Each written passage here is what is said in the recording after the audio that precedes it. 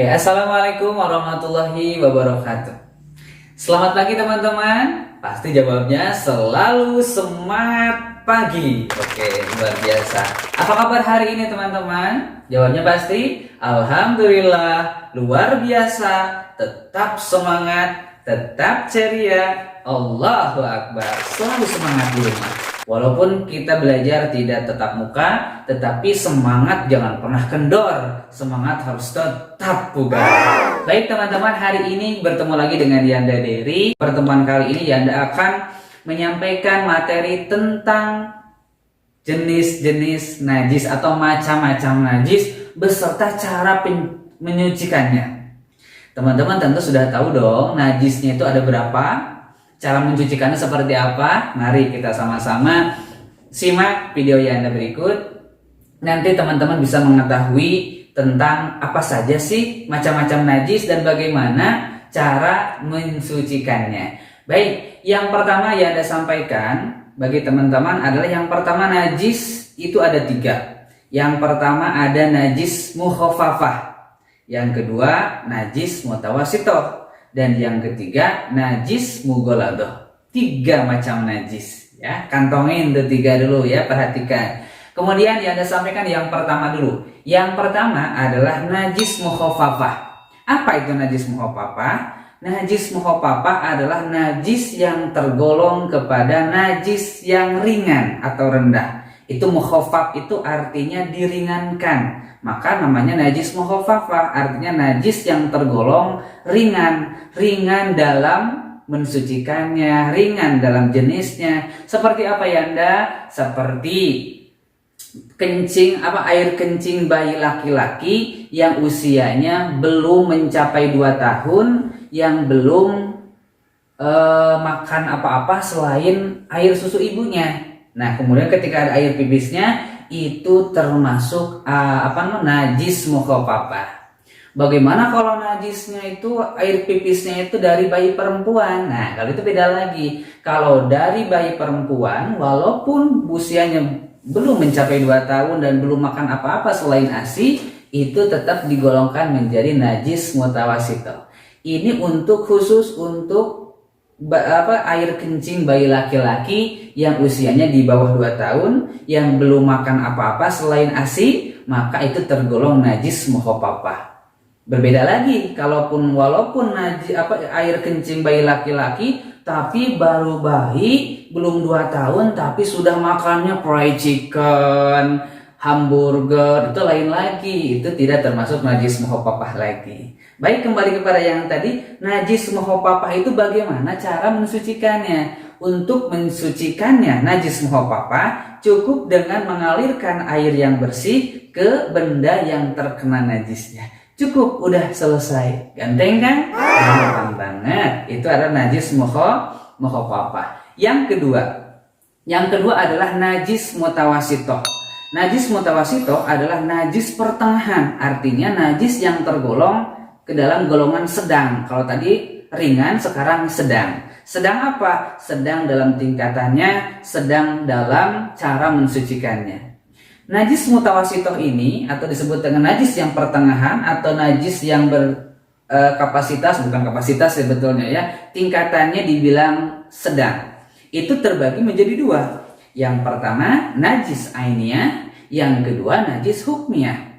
Najis ainiyah adalah najis yang tampak kelihatan oleh mata, artinya yang bisa kelihatan oleh mata, yang ada warnanya, ada bentuknya, ada rasanya, ada baunya. Itu kelihatan, itu disebut dengan najis ainiyah. Seperti mana? Ada darah, ada kotoran kucing, kotoran manusia, banyak sekali yang bisa kelihatan oleh mata, tampak oleh mata. Itu adalah najis ainiyah.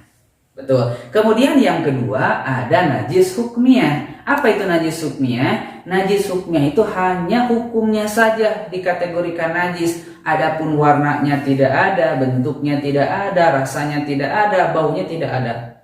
Seperti mana contohnya? Contoh, pipis kemudian air pipisnya mengenai celana, kemudian mengering si air pipisnya. Nah itu tidak kelihatan apakah bentuknya seperti apa, warna seperti apa, baunya pun agak sedikit ya samar-samar, paling sedikit hangsur lah. Tapi tidak, yang pasti itu adalah hukumnya adalah najis. Ketika celana itu dipakai untuk sholat, dibawa sholat, maka sholatnya tidak sah. Kenapa? Karena celana itu terkena najis. Kan nggak kelihatan, itu yang disebut dengan najis hukmiyah. Sekarang bagaimana cara mensucikannya? Cara mensucikannya, yang pertama untuk najis ainiyah dulu tadi, yang kelihatan oleh mata, yang tampak warnanya, tampak rasanya, tampak baunya itu, maka cara mensucikannya itu dengan air yang bersih, kemudian disiramkan ke benda yang terkena najis, sampai mana? Sampai hilang rasanya, hilang warnanya, hilang bentuknya, dan hilang baunya. Itu sudah suci. Kemudian untuk najis hukmiyah bagaimana cara mensucikannya? Yaitu sama dengan air yang bersih dialirkan ke benda yang terkena najis. Tidak perlu kelihatan hilang warnanya karena memang itu hanya hukumnya saja. Tidak kelihatan, tidak tampak warnanya. Tapi yang pasti pakai airnya yang bersih. Seperti yang sudah Yanda sampaikan di pertemuan-pertemuan sebelumnya. Air yang suci dan mensucikan. Baik, sekarang yang ketiga. Yang ketiga adalah najis mughaladah. Najis mughaladah itu ini terbilang atau tergolong najis yang berat. Berat ya. Itu jadi bukan hanya dilan saja ternyata. Najis juga ada yang berat tuh teman-teman. Kamu ya. Dilan, jangan apa-apa. Ini juga ada yang berat-berat, yaitu najis mughaladah. Najis mughaladah itu apa saja jenisnya? Najis mughaladah itu adalah najis yang bersumber dari anjing dan babi.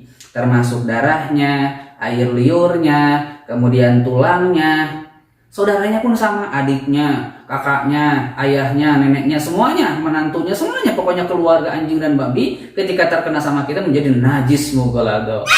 Contohnya seperti apa? Ketika ada anjing lewat, dedot, kemudian ngejilat, kena mengenai kaki kita, maka kaki kita jadi mutanajis, artinya benda yang terkena najis, maka kaki kita sudah terkena najis yang sangat berat. Ya, sangat berat, luar biasa. Oh enggak ya, enggak seperti itu. Berat, artinya berat dalam jenis najisnya. Lalu bagaimana cara mensucikan najis mughaladah? Ini berbeda dengan najis mukhafafah dan mutawassithah. Najis mughaladah yaitu disucikannya dengan 7 kali siraman. Nah, itu 7 kali siraman. Salah satu dari 7 itu dicampur dengan tanah. Atau salah satu di antara yang 7 itu menggunakan tanah. Contohnya seperti ini, bisa dengan cara seperti ini. Yang pertama di siraman yang pertama itu menggunakan tanah, gosrok pakai tanah. Yang keenamnya pakai air atau tanah di tengah-tengahnya 1, 2, 3 pakai air, yang keempatnya pakai tanah boleh. Yang kelima dan seterusnya pakai air atau di ujung di akhir pakai tanah boleh, silakan. Atau bisa saja sekarang musim hujan, kemudian ada banjir bandang, banyak air tercampur dengan lumpur dengan tanah. Nah itu bisa dengan sekaligus 7 kali dengan air itu tanpa dicampur lagi dengan tanah, karena memang itu sudah tercampur dengan lumpur, tapi bukan tercampur karena dari air got ya. Misalkan mentang-mentang ya enggak, ini air gotnya tumpahnya luar biasa ini, tapi sudah luar biasa itu tercampurnya bau busuk, itu mah tidak, jangan. Ini air yang memang tercampur dengan tanah murni. Nah itu salah satunya untuk membersihkan atau mensucikan najis mughaladah. Kesimpulannya, najis ada 3, 1 najis mukhafafah, 2 najis mutawassithah, dan yang ketiga najis mughaladah. Najis mukhafafah dicucikannya dengan cara menyiram air ke benda yang itu yang terkena najis. Najis mutawassithah itu harus hilang warnanya, hilang bentuknya, hilang rasanya, hilang baunya. Kemudian najis mughaladah disucikannya dengan 7 kali, salah satunya menggunakan tanah. Nah itu jadi teman-teman ya, mudah-mudahan teman-teman jadi tahu tentang macam-macam najis dan cara mensucikannya. Insya Allah di lain kesempatan ya Anda akan sampaikan materi-materi selanjutnya. Terima kasih. Wassalamualaikum warahmatullahi wabarakatuh. Dadah.